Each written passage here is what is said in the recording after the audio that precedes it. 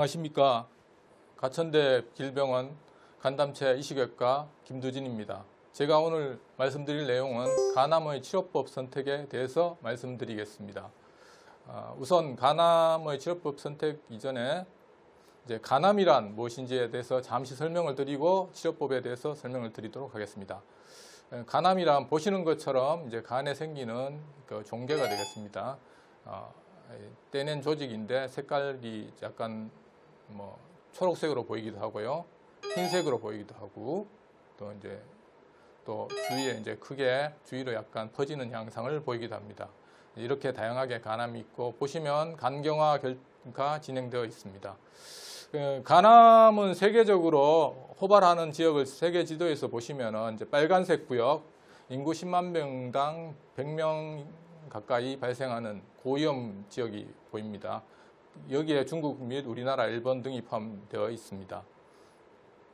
그래서 간암의 발생률을 보시면 저희 나라는 7번째 7위에 해당하는 하고 1년에 15,000명 정도 환자들이 발생하는 걸로 최근 자료에 보고되고 있습니다. 이 15,000명이라는 숫자 중에서 보시면은 그 사망률을 보시면은 그러니까 10만 명당 20명 정도 발생하고 있습니다. 쉽게 말하면은 우리나라 인구가 5천만이라고 하면 10,000명 정도 사망, 1년에 2006년부터 10년 사이에 보면 계속 사망하고 있습니다. 그래서 보시면 결국은 1년에 15,000명 정도 우리나라에서 간암 환자들이 발생하고 있고, 이로 인한 사망 환자들은 10,000명 정도. 그래서 아까 발생하는 확률로 보시면은 간암이 7위에 있지만은 사망하는 환자로 볼 때는 폐암 다음으로 굉장히 높은 순위의 암입니다. 이만큼 위험하다는 거죠. 그래서 간암이 왜 이렇게 사망률이 높으냐, 여러 가지 원인이 있겠습니다만, 일단 보시면은 10년 사이의 변화를 보시면은 초기에 진단이 잘 안 됩니다. 보면 초기에 2008년도나 2014년도나 초기 1기에 진단하는 환자들이 19%, 18% 거의 차이가 없습니다. 그래서 사망률의 변화도 거의 차이가 없는 식으로 되고 있습니다. 그래서 간암의 문제점을 다시 한번 말씀드리자면, 세계에서 6번째로 많이 발생하고 우리나라에서는 7번째로 발생하고, 그렇지만 두 번째, 세계적으로 볼 때도 두 번째로 많은 암 사망 원인입니다. 매년 75만 명 정도 사망한다고 하고, 그리고 사망률이 이제 보통은 개선이 되는데 의료가 발달하면서 치료법이 개선되면서 사망률이 영 개선이 잘 안 되고 있습니다. 이런 원인 가운데 조기 진단이 어려운 것도 그렇겠죠. 그리고 또 재발이 흔합니다. 그리고 간암은 아까도 보셨습니다만도 이게 바이탈 올간이기 때문에 암이 생길 경우에 이제 폐나 간처럼 이게 장기가 조금이라도 활동을 안 하면 사람이 살 수가 없는 장기이기 때문에 위나 신장, 뼈 이런 거와 다르게 이제 굉장히 위험한 올간이기 때문에 사망률이 높습니다. 간암의 원인에 대해서 잠시 살펴보시면은, 간암은 이제 간경화, 대부분 간경화에서 간암이 출발합니다. 제가 간된 간암 환자에서 보면 안에 간암이 있고 간경화가 굉장히 심한 걸 볼 수 있습니다. 보통 간염이 들어오고 그 다음에 시간이 지나면서 간경화가 되고, 간경화에서 다시 간암으로 인해서 이렇게 사망하는, 보통은 이런 코스를 밟게 됩니다. 그래서 간경변을 보시면 이제 정상간이 보입니다. 이렇게 굉장히 매끄러운, 이건 정상간이고요. 간 이식할 때 기증자의 간입니다. 간경화간은 이렇게 이제 간이 많이 망가져서 굉장히 쪼그라들고, 이제 경화성 결절이라고 하죠. 이런 결절들이 많이 생기고, 이런 결절에서 이제 간암이 생기는 겁니다. 그래서 결절이 어떻게 생기냐 하면은, 보통 이제 간경화가 생기면 이런 조그만 자갈돌처럼 하는 결절들, 이게 재생결절이라고 하죠. 이런 결절에서 또 이렇게 이제 간암 전 단계 결절이 이렇게 생기게 됩니다. 색깔이 조금 여기 보시면 다르죠. 이렇게 있다가 아까 처음에 보여드린 색깔이 좀 더 하얗게 되거나 다른 색으로 바뀌는 간암으로 발전하게 됩니다. 간암의 이제 원인은 간경화 위험 요인하고 똑같습니다. 결국은 B형 간염이 제일 흔한 원인이고, 우리나라에서는 또 C형 간염 또는 음주, 또 이제 간경화 때문에 생기는 여러 가지 간경화 때문에 생기는 이런 위험 요인이 있습니다. 이제 간암의 발생 기전은 복잡하긴 한데, 아까도 말씀드렸습니다. 바이러스나 독성 물질 또는 다른 알코올 등에 의해서 이렇게 간의 독성을 일으켜서 이제 염증 반응을 일으키고 뭐 이렇게 괴사를 일으키고 결절을 만드는 이렇게 간경화로 진행하기도 하고, 바이러스 자체가 간에 들어오면은 이게 또 이제 간암 유전자를 이제 활성화시키기도 합니다. 그래서 이제 이런 여러 가지 유전자 변형을 일으켜서 간암을 일으키기도 하죠. 이때까지 이제 간암에 대해서 일반적인 상황에 대해서 설명을 드렸고, 오늘 강의 주제인 간암의 치료 방법에 대해서 설명을 드리겠습니다. 간암의 치료 방법은 간동맥 색전술 또는 이제 소작술, 알코올, 고주파, 마이크로웨이브 이런 걸로 치료하는 소작술, 수술, 이제 수술적 제거, 간 이식 이런 치료법들이 있고, 또 항암 치료, 또 방사선 치료, 뭐 또 하이프라는 뭐 초음파 치료 등 여러 가지 치료법들이 있습니다. 이런 다양한 치료법이 있기 때문에 선택에서 약간 뭘 선택해야 될지 고민을 할 수도 있는데요. 일단 각각의 치료법에 대해서 잠시 설명을 드리고, 그다음에 어떤 치료법을 선택하는 게 가장 좋은지 이런 기준에 대해서 설명을 드리도록 하겠습니다. 첫 번째로 색전술. 색전술은 많이 들어보셨을 겁니다. 근데 색전술 치료 우리나라에서 가장 많이 하기도 하고요. 왜냐하면 치료가 좀 비교적 간편하기 때문에 많이 하기도 합니다. 그래서 보시면 이제 간암은 혈관이 굉장히 많이 발달되어 있는 장기이기 때문에 간암으로 가는 혈관들이 이렇게 잘 보일 경우에 여기에 약물을 주입합니다. 색전술 약물을 항암제하고 이런 그 혈관을 막는 약물을 주입하면 이제 주입된 약물들이 간암에 작용해서 간암이 괴사를 되면서 간암이 없어지는 죽는 거죠. 이렇게 보면 색전술이 굉장히 좋아 보이는 것 같은데, 이런 식으로 여기 보이시죠? 혈관이 발달해서 색전술을 시행하는 이런 환자들. 간동맥 색전술은 간암은 대부분 이제 간동맥으로부터 영양을 공급받기 때문에 혈관이 풍부하고, 그래서 색전술로 치료를 할 수 있는 배경이 되고요. 단기간에 치료가 가능합니다. 입원 기간이 짧고 수술보다 이제 좀 간단하죠. 그래서 이런 장점이 있습니다. 그래서 또 수술 못하는 환자들한테서 생존율을 이제 치료가 되기 때문에 생존율을 향상시키기도 하는데, 또 다른 치료도 여러 할 수 있고, 그런데 이런 장점이 있는 반면에 이제 단점은 항상 색전술이 혈관이 발달되어 있는 환자들한테 이제 잘 들을 수는 있는데, 그렇다고 해서 이제 항상 다 잘 듣지는 않습니다. 그리고 들었다 싶어도 나중에 옆에서 살아있는 세포에서 다시 간암이 재발하고 이런 경우들이 있습니다. 그래서 치료 결과가 항상 똑같지는 않습니다. 한다고 해서 다 되는 거 아닙니다.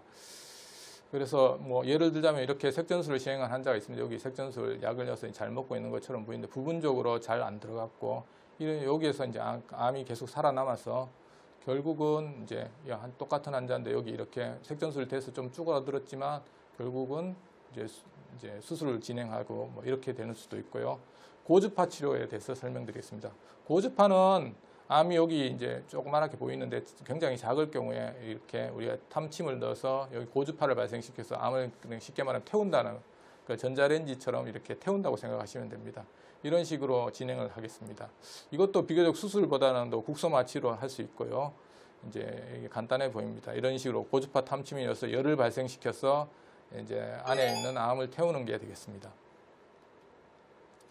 고주파는 하고 나서 치료를 보는데, 이 고주파 치료는 장단점이 분명히 존재합니다. 이게 쉽게 이제 할 수는 있는데 그 대신에 이제 굉장히 작아야 됩니다. 많이 태울 수가 없게, 종양이 큰 경우에는 이걸 태우는 한계가 있습니다. 그래서 굉장히 작은 암들에서 또 초음파에 잘 보이고 이렇게 추적이 딱 되는 암에서 치료가 가능합니다. 그래서 비교적 굉장히 이제 제일 중요한 건 암이 작아야 된다는 겁니다. 그 큰 종양에서는 다 태울 수가 없습니다. 그래서 그리고 위치에 따라서 심장에 가깝거나 또는 다른 뭐 장에 가깝거나 이럴 경우에는 태울 수가 없겠죠. 그래서 제한된 범위 내에서 굉장히 치료 효과가 좋을 수 있는데 다 된다는 건 아닙니다. 그다음에 절제술이 있습니다. 이제 수술은 간암이 생긴 걸 이제 다 제거하는 거죠. 이 제거하는 방법은 이제 조그만할 경우에 종양 절제술부터 해서 큰 범위의 부역 절제술 또는 이제 간을 많이 자르는 간엽 절제술까지 여러 가지 다양한 수술 방법들이 있습니다. 뭐 이런 쿠사나 이런 간을 잘라내는 기계들이 있습니다. 간은 혈관이 많이 풍부하기 때문에 자를 때 출혈을 꽤 하기 때문에 이런 특수 기계들을 씁니다. 그래서 절제술을 이제 간암이 있을 경우에 이런 식으로 이제 간암이 깊게 있을 경우에 밖에서부터 이렇게 잘라 들어가는, 그래서 간암 보이시죠? 이런 식으로 절제를 해냅니다. 아까 거기 색전술에서 그 환자죠. 색전술에서 잘 안 없어져서 다시 절제술로 이렇게 진행한 이런 환자가 있겠습니다.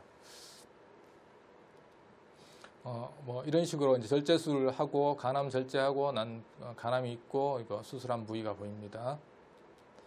그리고 최근에는 이제 뭐 간암에서 개복을 안 하고 복강경으로 이제 같은 수술을 하더라도 복강경으로 이제 수술 기술이 많이 발달해서 복강경으로 하게 되면 환자들이 이제 합병증이 많이 줄어들고 입원 기간이 줄어들어서 굉장히 좀 좋은 결과를 보여주고 있습니다.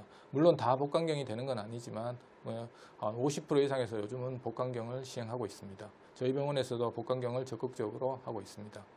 그래서 복강경 하는 수술 방법은 사진을 뭐 잠깐 보시면 이제 이렇게 큰 암들이어도 이렇게 잘라서 이렇게 간암을 절제를 할 수 있습니다.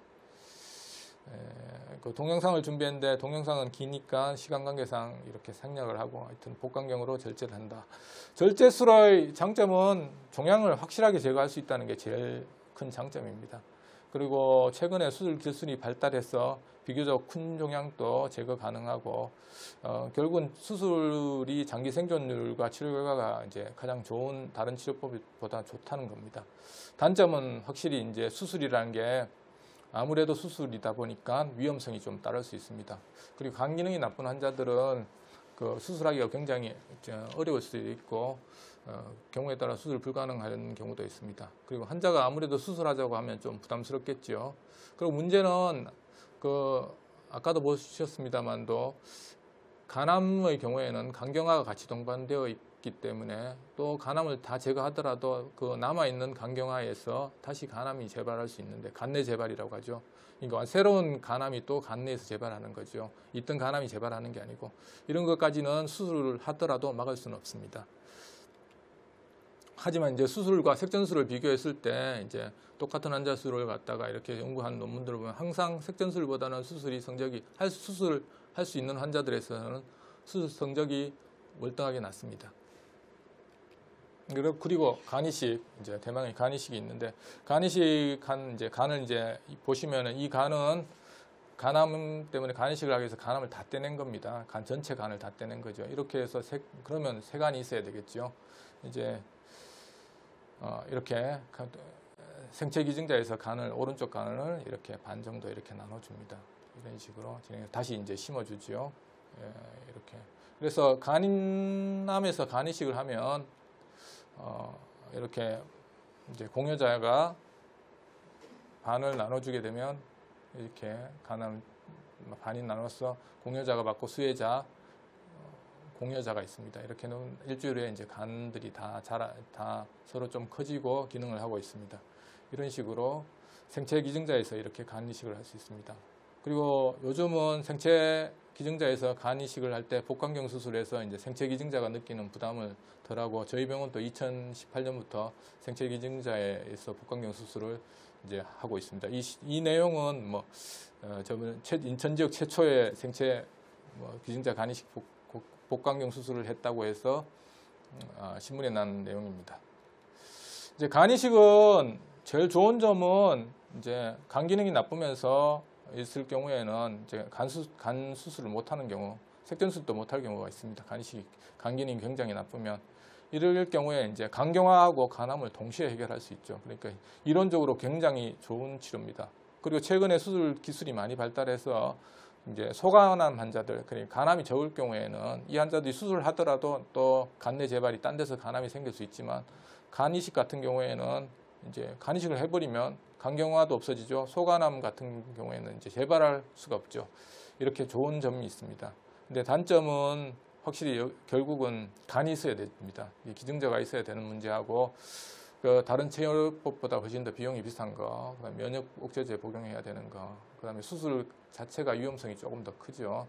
그런 것까지 고려하지만 치료 성적만 볼 때는 이제 굉장히 좋은 치료고 이제 아주 좋은 치료다고 볼 수 있습니다.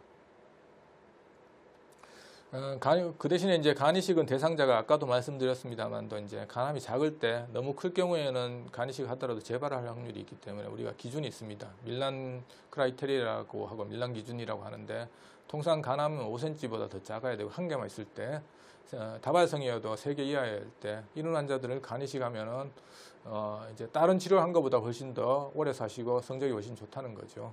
뭐 이론적 배경은 아까도 말씀드렸습니다만 더 간경화가 해결되기 때문에 또 간암도 해결되고 그렇지만 이제 뭐 간암뿐만 아니고 다른 심장이나 이런 다른 문제가 있고 이런 분들은 이제 간이식 대상이 안 될 수도 있죠. 그리고 간암이 좀 혈관 침범까지 진행된 암들은 간이식을 하더라도 재발할 수 있습니다. 밀란 기준에 넘어선 환자들은.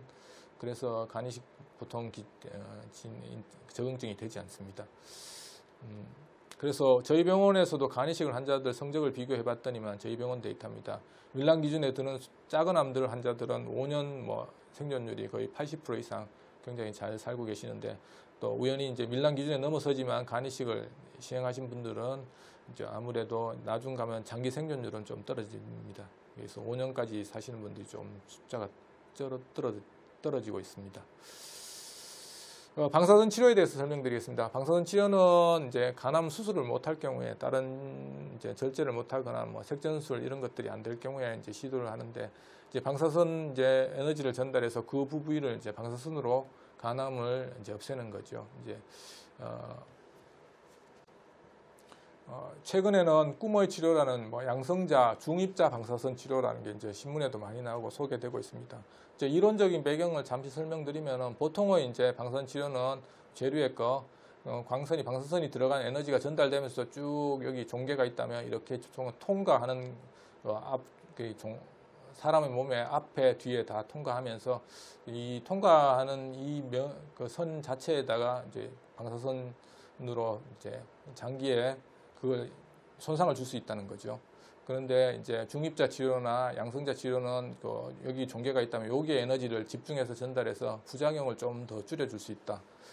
뭐 쉽게 말하면 설명드리자면 이제 이게 기존의 치료는 이제 관통되면서 여기 목표 지점뿐만 아니고 앞뒤로 다 방사선 손상을 줄 수 있는데 이제 중입자 치료는 여기에다 에너지를 종괴에다 집중할 수 있어서 아무래도 다른 부작용을 좀 줄일 수 있다. 그래서 뭐 꿈의 치료다. 뭐 이렇게 이야기를 할 수 있는데 뭐 분명히 장단점은 존재합니다. 그래서 뭐 방사선 치료라는 거는 결국 국소 치료입니다. 치료 효과 면에서 수술보다 좋다는 증거는 없고요. 또 전신적으로 암이 퍼졌을 때 치료할 수 있는 건 아니죠. 결국은 방사선 중입자 치료라고 하는 것도 방사선 치료의 한 종류이고요. 적응증이 그렇게 뭐 많지는 않습니다. 그래서 이제 절제 불가능한 암에서 이제 뭐 이게 간 기능이 좀 잘 보존되어 있을 경우에 치료할 수 있고 뭐 다른 또 종양이 통증이나 파열 이런 것들이 있을 때 이제 완화 치료로 쓸 수 있다는 거죠. 간암의 전통적 방사선 치료의 결과는 뭐 생각보다 간암 방사선 치료도 수술을 안 한다 뿐이지 합병증률이 꽤 높습니다. 5% 정도면 수술 합병증하고 비슷한 정도입니다. 그래서 이제 절제 불가능한 암 경우에 이제 그래도 완화 치료로 반응이 있기 때문에 하는 거지 무조건 다 치료된다 이런 건 아닙니다. 그리고 하이프라는 치료도 뭐 약간 이야기가 돼 있는데 고강도 초음파라고 이야기하시면 되는데 이 초음파를 고강도로 쬐게 되면 마찰에 의해서 단백질 변성이나 열이 발생하고 이제 치료를 할 수 있다 이런 원리가 되겠습니다. 한데 하이프는 이제 이게 태우지만 다 태운다는 그 보장이 있지가 않기 때문에 보통은 실제로는 양성종양에서 특히 이제 부인과 이제 자궁근종 같은 경우는 거의 다 양성이기 때문에 이런데 이제 수술 안 하고 비수술적으로 치료를 하지만 간암에서는 이제 치료 효과가 의문이 있기 때문에 아직까지 열심히 이쪽으로 적응하지는 않습니다. 표적치료제, 항암치료제 일종입니다. 이제 새로운 약제들이 많이 나오고 있습니다. 이런 표적치료제들은 최초의 표적치료제는 이제 소라페닙이라는 상품명으로 넥사바라고 하는 그런 치료제가 이제 나왔었고요. 그 후에 여러 가지 이제 표적치료제들이 나오는데 이 표적치료제들은 지역들은 사실은 이제 수술이나 이런 걸 못하는 환자들에서 치료 효과가 조금 더 있기 때문에 하는 거지 이제 이게 완치요법으로 쓰지는 않습니다. 최초에 이제 소라페닙이라는 넥사바라는 약이 이제 조금 치료하는 환자인데 효과가 있어서 이제 실제로 자세히 보시면 치료 효과가 없는 환자들도 이제 최초에 한 30명 정도 했었다고 치면 치료 효과가 없는 환자들도 굉장히 많고 치료 효과가 조금씩 있는 환자 생각보다 많지 않습니다. 그래도 안 한 것보다 낫기 때문에 그래서 결국은 치료제로 나오긴 했는데 이런 것들이 이제 표적 치료제가 꿈의 치료제인가 그런 것까지는 아직은 안 되고요. 이제 뭐 완화 치료라고 생각하시면 맞겠습니다. 그래서 치료법이 이제 이렇게 많은 치료법이 나오니까 좀 어떤 치료가 나한테 가장 적당할지 좀 헷갈릴 수가 있습니다.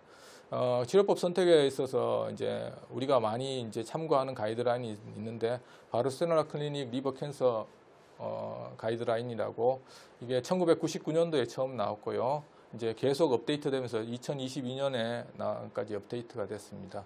예, 이렇게 계속 업데이트가 되고 있다는 말은 이 가이드라인에 따라서 치료하는 센터들이 굉장히 많고 이렇게 가이드라인에 따른 치료 효과가 있다고 보기 때문에 그리고 뭐 세계적으로 유럽이나 다른 나라에서도 이 가이드라인에 많이 따르고 있고 우리나라도 이 가이드라인에 웬만하면 따르려고 노력하고 있습니다. 예, 이제 예전에 이 가이드라인이고요. 그다음에 최근에 가이드라인 2022년 가이드라인인데 너무 이제 글자가 작아서 잘 안 보이시겠습니다. 그러면 이전에 하고 비슷한 게 뭐 이야기 드리자면 이제 스테이지를 이제 간암이 이제 크기 정도, 간암이 굉장히 작고 간 기능이 굉장히 좋고 환자 컨디션이 좋으면 스테이지 제로, 이제 간암이 하나 크기에 관계없이 한 개만 있거나 아니면 작은 게 3개 이하, 3cm 이하가 3개 정도 이렇게 있고 간 기능이 굉장히 좋을 경우에 스테이지 A, 그 다음에 좀 여러 개 있으면 스테이지 B, 이때까지 간 기능이 좋고 혈관이 인베이전이 있거나 혈관이 침범하거나 또는 딴 데 전이가 돼 있거나 또는 환자의 이제 퍼포먼스 스테이투스, 환자 건강 상태가 나쁠 때는 이제 스테이지 C, 그리고 이 완전 더 건강 상태가 나쁘면 D, 이런 식으로 되어 있습니다. 그래서 이 스테이지는 크게 변화는 없는데요. 이에 따른 치료법을 보시면은 보통 간암이 굉장히 작고 간 기능이 좋으면 이제 아까도 말했습니다만 소작술이 되면 소작술을 하는 것도 괜찮다. 아니면 수술을 하라. 또는 간 이식을 하라. 이런 치료를 할 경우에는 5년 이상 생존율을 바라볼 수 있다. 이렇게 치료법을 하고 이제 스테이지 B 정도 간암이 여러 개 있을 경우에는 수술보다는 색전술 같은 걸 하라. 또는 이제 색전술 같은 걸 해서 또 다운 스테이징이라고 하는데 간암 숫자가 줄어들고 이렇게 좋을 경우에는 이식까지도 갈 수 있다. 이렇게 하고 또 여러 개 있어서 이제 이런 것들이 이식을 못하고 또는 색전술이 잘 안 될 경우에는 이제 표적 치료제나 항암 치료를 하라. 이런 식으로 가이드라인이 정해져 있습니다. 복잡하지만은 이제 이렇게 생각하시면 되겠습니다. 좀 다시 간단하게 설명드리자면 간암이 이제 하나만 있을 경우에는 간 이식을 하거나 간절제를 하거나 소작술이 이제 할 수 있는 위치면 소작술을 하는 게 성적이 거의 비슷하고 좋다. 이렇게 이야기하고요. 물론 결과는 간 이식이 제일 좋을 가능성이 많습니다. 그리고 종양의 크기가 없이 한 개만 있을 경우거나 간암이 작으면서 3개 이하일 경우에는 간 이식을 하거나 수술하는 게 좋다. 그리고 간암이 3개 이상 있고 간 기능이 좀 저하되어 있거나 이럴 경우에는 색전술 또는 항암 치료, 또 경우에 따라서는 이제 간 이식을 하라 이렇게 되어 있습니다. 그리고 진행된 간암, 혈관 침범이나 간의 전이 이런 것들이 있는 환자들은 표적 치료제를 하고 그보다 간 기능이 너무 앉아서 안 좋은 환자들은 그냥 보존적 치료를 하는 거죠. 그리고 이 BCLC 가이드라인에서 특이하게 이제 방사선 치료는 포함이 안 되어 있습니다. 이제 여러 가지 원인이 이유가 있겠지만은 그래 방사선 치료는 아직 이제 BCLC 가이드라인에서는 표준 치료로 적극적으로 권유하지는 않습니다. 그래서 간암을 치료 방법을 고려할 때 아까 계속 이야기 드렸습니다만도 간 기능이 제일 중요합니다. 간암이 수술하거나 색전술하거나 할 때도 남은 간 기능이 좋으면 여러 가지 수술 이제 광범위하게 수술을 할 수도 있고 이렇기 때문에 간 기능이 제일 일단 좋아야 되고요. 그 다음은 고려할 사항은 이제 간암의 병기라고 해서 크기 이제 특히 이제 간암이 크기가 크거나 여러 개 이럴 경우에 수술이나 이런 게 불가능할 수 있기 때문에 이런 걸 고려해야 됩니다. 그리고 수술이 크다고 간암이 무조건 크다고 하더라도 수술 못하는 경우는 이제 간 기능이 좋고 간암이 이제 굉장히 크지만 간 기능이 남는 간이 좋을 경우에는 수술을 할 수도 있습니다. 수술해도 성적이 괜찮습니다. 그리고 또 중요한 건 환자의 수행 능력을 고려합니다. 환자가 나이가 너무 많으시거나 다른 질환이 심장이나 이런 다른 폐 질환이 있어서 수술이나 이런 치료받기 부적합한 상태, 또 나이가 너무 많으시면 수술이나 이런 것들 회복이 안 되기 때문에 이런 것까지 이제 고려하는 거죠. 그래서 BCLC 가이드라인은 이제 이 전체적인 이런 걸 고려해서 이제 결정하도록 되어 있습니다. 그래서 뭐 치료법을 간단하게 비교하시면 자면 다시 설명드리면 수술로서 절제를 하면 종양 제거 효과는 100%죠. 색전술이나 국소치료는 아까도 말씀드렸듯이 해봐야 이게 잘 듣는지 안 듣는지 알기 때문에 해놓고 한참 있다 봐야 됩니다. 그리고 또 주위에서 또 재발할 수도 있기 때문에 종양 제거 효과가 100%라고 하긴 힘들고 이제 간이식은 종양 제거 효과가 100% 이상이죠. 이제 간 전체를 다 없애기 때문에 이제 간암이 될 기미까지도 없애기 때문에 이런 이제 종양 제거 효과를 볼 때는 가장 좋습니다. 그래서 단점은 아까 수술은 이제 아무래도 위험성, 수술 합병증이나 이런 거, 색전술이나 국소 이제 치료는 아무래도 이제 조금 더 위험성은 좀 덜하죠. 하지만 이제 적응증이 좀 작다는 거하고 이제 효과 면에서 조금 덜할 수 있다. 네, 간이식은 제일 효과도 좋고 뭐 그렇지만은 고비용이고 제일 중요한 거는 이제 간 기증자가 필요하다는 게 제일 중요한 이제 난점이 되겠습니다. 그래서 간암의 치료법 선택하는데 이렇게 많은 치료법 중에서 어떤 걸 선택할지 이거 참 선택하기 이제 난감할 수가 있습니다.